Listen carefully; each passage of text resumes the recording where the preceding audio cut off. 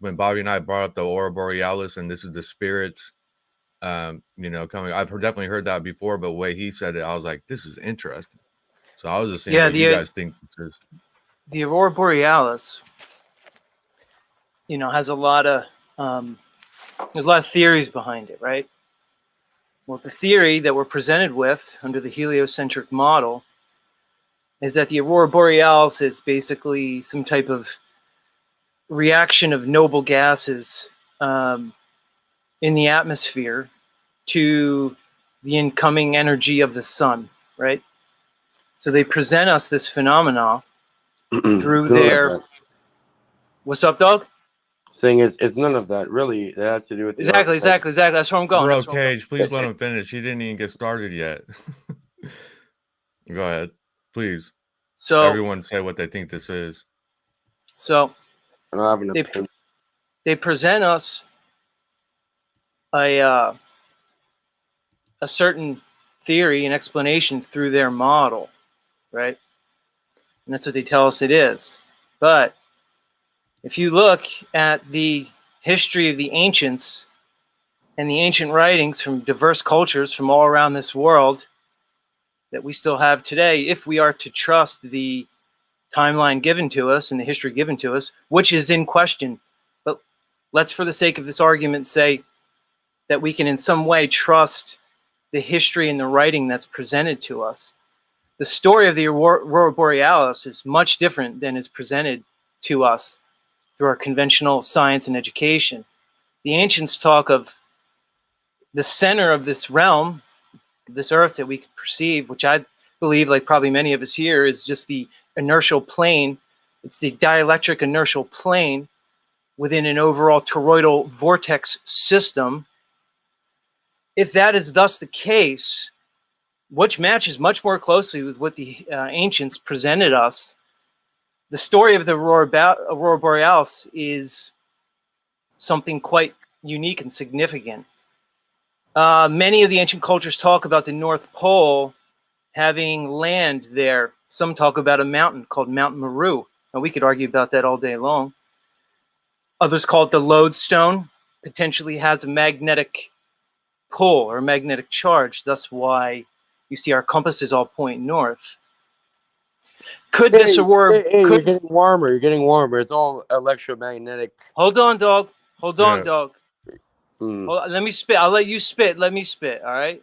Getting warmer, brother. Much love. Much love. So, it may indeed be some electromagnetic evidence of this lodestone or Mount Meru that the ancients spoke of, and you can see depicted in old maps that we still have from the late 1500s. But there's other conceptions of the North Pole, which is just basically the center of the realm that we could perceive, which lies directly under the North Star. The other conception is there's a hole and a vortex that runs straight through the center of this earth. The ancients called it the tree of life. The Kabbalah, Malkuth, the Keter. Is that what you're talking about? Correct.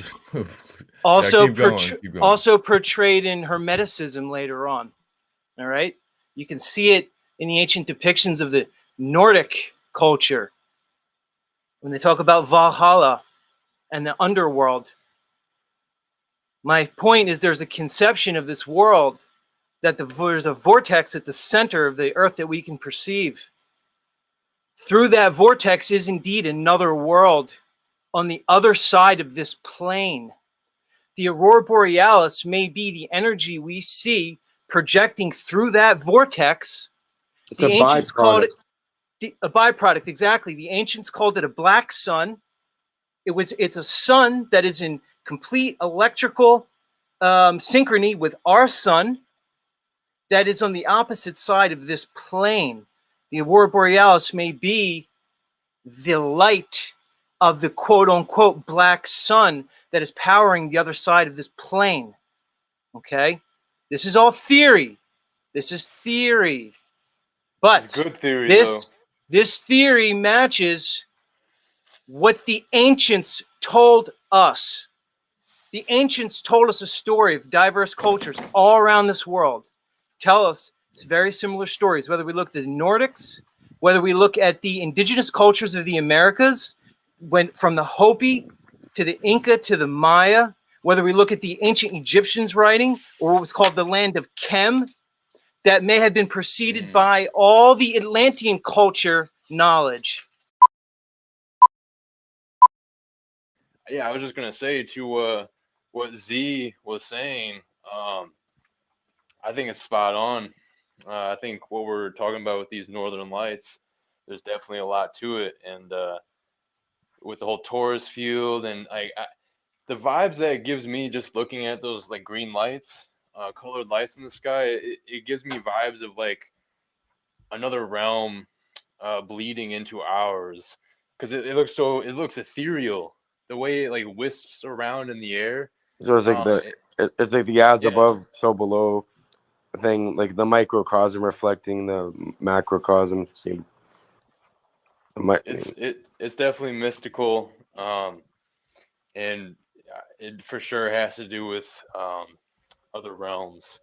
It It has to could be do with Wow. energy plasma. and magnetism, no doubt. That's right, Chris. It could be plasma, right? So we look at what electromagnetism is, and I believe, much like Cage was pointing to, that this realm that we perceive is electromagnetic, and that is the only force that we can prove, demonstrate, and test. So it's quite likely that the aurora borealis is actually plasma, because plasma is a form that is produced. It's a structural form that's produced from electromagnetic reactions.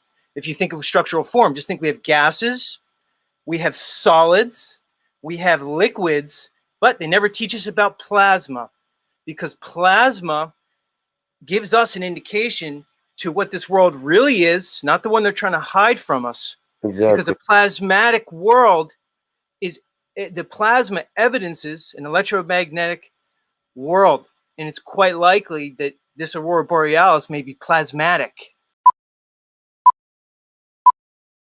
And with our limitations, we can only see a small percent. What is it, 5% of the light spectrum we can decode in these bodies, right? Yeah, so I'll jump on that. When you look at the overall electromagnetic spectrum, and again, which I believe is the only force that's provable in this realm, we can see it in action. So when you start on the more low frequency parts of it, you see things like radio waves, radar. These are just names that we give to particular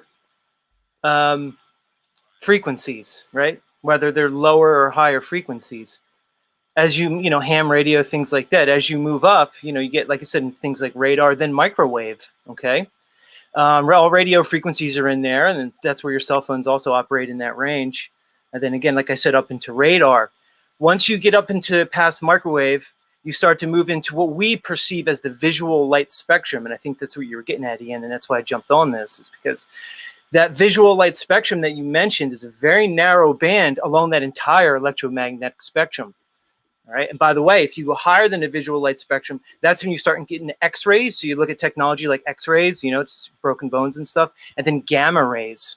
The interesting part is, as you go higher in frequency, put it this way, each of these levels of frequency have different effects, and we can see these, we can test these. Getting back to what Ian and Triple R were saying, and everybody really, is when you look at that visual light spectrum, the lower frequency part of that spectrum is where you see the reds come in. And then as you progress up, red, orange, yellow, green, blue, indigo, violet. That's why, like I said, the bottom of the visual light spectrum is red. That's why you hear things like, hold on. I'm almost done. Whoever that is, much respect. At the bottom of that visual light spectrum is red, like I said.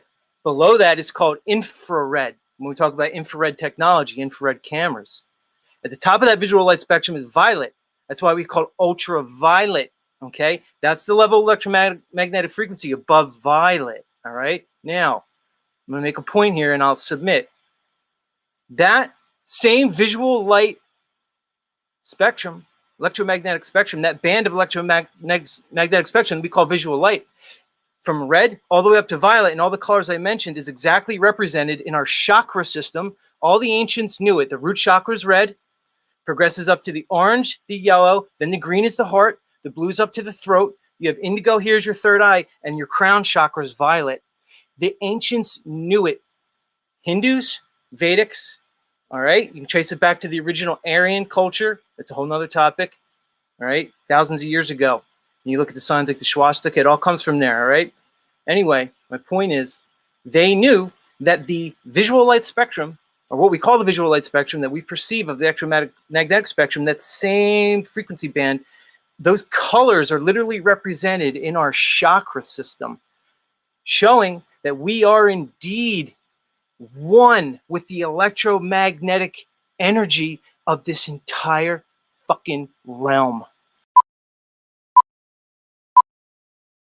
Following the light as well, he brought up, and should we be following the light? Is there another option when we leave these bodies than going to the light? Are we making a choice that maybe, is there more choices than that, you know? That's a good question, Ian. That's a great question. That might be the greatest of all questions that you just asked right there, bro. What is that light? You know, now different cultures have different concepts of what that light is, but one thing I think we can say we know beyond a shadow of a doubt is that the light exists. I mean, the story of seeing the light, the near-death and after-death experiences have been consistent throughout history amongst diverse cultures, right? We get this consistent report of this afterlife, so to speak, experience, and it involves a light. You know, what that light is, you know, I mean, the Gnostics talked about it. If you look at the Gnostic writings, if you were to believe that they're legitimate, they talked about it. The Emerald Tablets of Thoth, he talked about it a lot. Thoth was considered Thoth the Atlantean. He was considered one of the demigods of Atlantis, who after the fall brought the knowledge to the land of Chem, which later became Egypt. He talked a lot about it in his Emerald Tablets. Again, if we're to take any of these things, this is what history presents us, guys. None of it could be true. This whole thing could be a dream or illusion, but we have to have some kind of context to talk in. Anyway. Is there any of these ancient things where that depicting that says don't follow the light? Is it always the same thing to do? No, bro. There's a lot. So if you look at, not like I said, the Gnostic writings, if you look at some of the apocryphal texts like the Book of Enoch, etc., etc., if you look at the Tibetan Book of the Dead, where they talk about the Bardos, you can go into all these diverse cultures, Holmes, the Vedic cultures, you can go in the Buddhists. They all have different conceptions of what this light is. But getting back to what the topic, you know, originally started was, you know, we're presented through propaganda, through movies. Think about it. Go into the light. We also have Poltergeist, Carol Ann, all that stuff. Go into the light. The light's great. The light's great. Well, I got a question. If this world, which I know is so deceptive on every single level, is telling me to go into the light, well, do I really want to go into that light? What does that actually fucking mean? And these ancient cultures told us a little something about what that light is. This is all theory, this is all stuff, but there's a lot of credence to this, that light may indeed be a soul trap. Okay, people talk of things like Saturn, Moon, Matrix. We don't have to get all into that. We can if we want to. But there is an underlying theory or concept that light is indeed some way to recycle you back here. Okay? But again, these are just all concepts. But it's just realize this. If this culture is telling you how great that fucking light is, and they're presenting everything that light's so awesome, that should maybe think about that a little bit. Look at this world. Look at what we know about deceptions of this world. So if this world is telling me that this light is so great, I might have to think about that a little bit. You know? You're absolutely right, bro. I agree 100%. Anytime these motherfuckers get to saying, this is great, look at this, look at that, I'll be like, let me look the opposite way. Anytime they say something is bad, I actually look into that shit, because they always tell you, when they don't want you to understand something, they tell you it's bad. You know what I'm saying? So I look into those things that I've been raised to believe are bad, because it's like, you know what? If they taught me that this was bad my whole life, they were doing it for a reason. So what is the reason behind it? And what I'm finding is the reason behind the lies is so that we will not grow into the powerful beings that we are already inside if we just don't know it. So if we don't go and find those truths and find those different things, we won't even vibrate on the energy frequency that we need to be the gods that we we're put here to be. So, you know, anytime the motherfuckers say don't, I do. Anytime they say do, I don't. And I'm like, wait a minute, let me look at this first, because these motherfuckers on some bullshit. So I agree with you 100% on that, my brother. Straight up. Yeah, right on, right on. Hold on, Christos. I'm gonna jump in real quick. I'm gonna let you spit. All right. You're good. Yeah. That question that came across, it was Trudeau's or whatever. Ian, you put that question up about he put the Oh, yeah. NDE. Yep. Yeah, there it is. There it is. He said, He Z, meant to what say about light. Light is a good place. Yeah. light is okay. So Trudeau, he said, what about the NDE experiences where the light is a good place? Here's what I say about that, dog. Well, we know about those near-death experiences. It was a near-death experience. They came back, bro. They didn't go into the light. They saw that light. They came back, dog. They don't know what that light is. It felt good to them, right? Doesn't mean it is good. If something feels good, doesn't mean it is. How many times have we all been lured into a trap that feels good? All right? Think about it. How many times has something felt good and it turned out to be the wrong decision because it felt good? So if that light feels so good, and they all report that it feels so good, but none of them went into that light, bro. They just saw it and experienced it. So we don't know. The near-death experiences, it could be a program. I mean, when people said, oh, this happened when I died. So just because you had a near-death experience and you experienced this, that doesn't mean that's exactly what you're going to experience when you actually die. All right, Ian. I'm just going to try to get this in real quick about the near-death experience, because I don't know where we're going to go from here, but I just want to talk about this real quick. So, from what I've learned about the near-death experience, the main component of it is a life review, okay?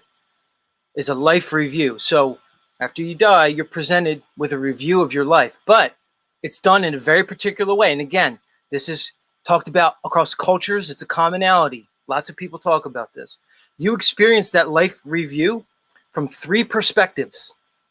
Your own, so you relive your life through your own eyes, your own mind, right? You live your whole life. But as that's happening, you're experiencing it from a second perspective. You're seeing yourself from the perspective and the mind of everybody you interacted with. So as you're watching your life through your eyes, you're also watching your life through everybody else's eyes.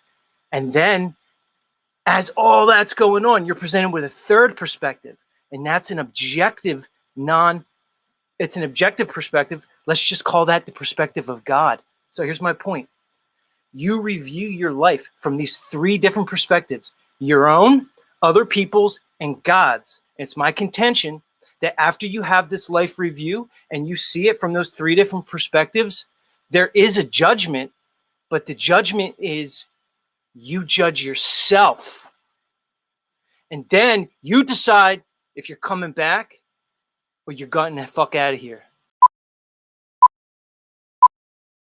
What you just said is exactly right, because what we need to do is speak. That's all we need to do is speak our words. Just like you were saying, Ian, we don't need to be speaking other people's words. We need to be speaking our words. When we look at the first signs of creation in this world, when you look at Genesis in the Bible, think what you want about it. It starts off and said, the Lord spoke and said, let there be light. He spoke and he created everything through the vibration of his voice. We're talking about using our words. We always want to pull up, say, I found this guy on YouTube, I read this book, or I read the Bible. It's all the same. Yeah, I'm a little retarded, buddy. Sorry, I'm a little late to the situation.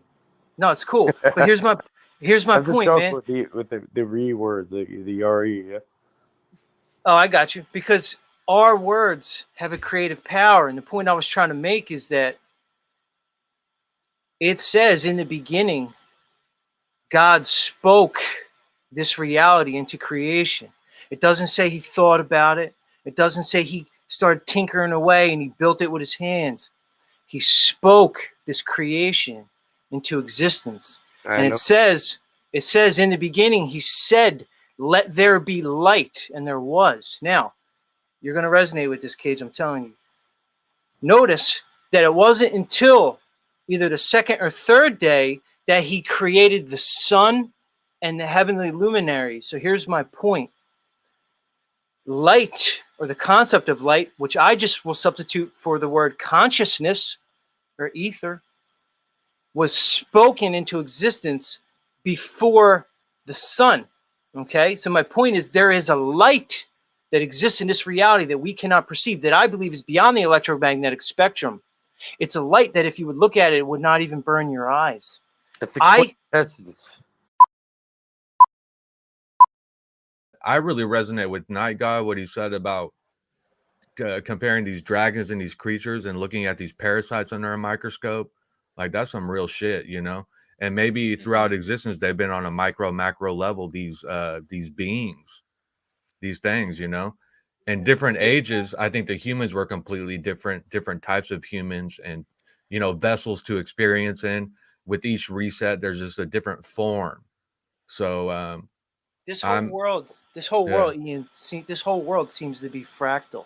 Let's think about it, man. From the, like you said, let's take it from, we look at these mountains. These mountains might have been trees. Who knows?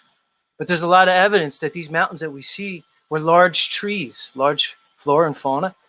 The ancient cultures, including the Jewish culture and the Hebrew cultures and all the apocryphal texts, and it's even in Genesis that's presented to us, talk about giants. We're talked about the Nephilim and the sons of God laid with the daughters of man and created these Nephilim giants that we experienced in our history. There's a lot about it right now. Like you said, you can take the, if what we see as mountains were at some point trees, like you said, Ian, now let's take that all the way down to that microscopic level with these parasites, that on that level, they have their whole world that they're existing in. Because whether something large or small is dependent upon your perspective. That's it. So I asked the question, is this whole reality just not one never-ending, infinite fractal? A fractal reality, like a Mandelbrot fractal. And we're vortexing down this fractal light reality of electromagnetism. We perceive it from our perspective. However, when you look at what I just said, from mountain trees all the way down to these parasites that look like dragons and, like Christos was saying, plumed serpent gods that you see represented in South America with Quetzalcoatl and Kukulkan, and all these stories about the phoenix and the phoenix rising and the plumed serpent gods throughout history. So are we indeed in a fractal reality that's spiraling down through a vortex, probably using the principles of the Fibonacci sequence, which is demonstrable, all the way down, okay? And we're just in a fractal spiral reality that we just perceive the way we do. He mentioned Lucifer and the light bearer. When you really look throughout history, it's a hard pill to swallow for a lot of people, but only depends on your perspective. The Christ figure, the figure that's presented to us as Christ, and the figure that's presented to us as Lucifer may indeed be the same figure. Or it is the duality of a singularity. We need to come together, and that's it. And let me remind us all what we're up against. Okay? We're up against a system that has lied to us about every facet of our life. They gave us a fake cosmology. They gave us a fake science. They gave us a fake history. They've indoctrinated us from the day we were born with all their religions that they made up and gave to us, with the entire society that they've created. They put us on their fiat currency, so we consent to their system. They siphon our energy through their money magic, okay? They're poisoning our children, okay? This is what we are up against, people. This is what we are up against, people. So what they trying to divide us and get us all fucking mixed up in their shit world and make us all fight each other, this is what's happening to us. This ain't time to fuck around no more. This is the time now, and we are the ones that need to do it. And we don't even have to do anything. We speak our words, and that energy flows out into the ether. Other people who are tuned and resonate with our frequency will receive that energy. We don't even have to do nothing. We just need to grow our consciousness. And this brings back to what Triple R was saying earlier. Everything is a you game. Everything is a you game. You develop yourself, tune yourself, tune your body so you resonate with truth. It's about you. When you work on yourself, you tune yourself to all these other people. And we could take our collective consciousness and blow these motherfuckers right the fuck out of here.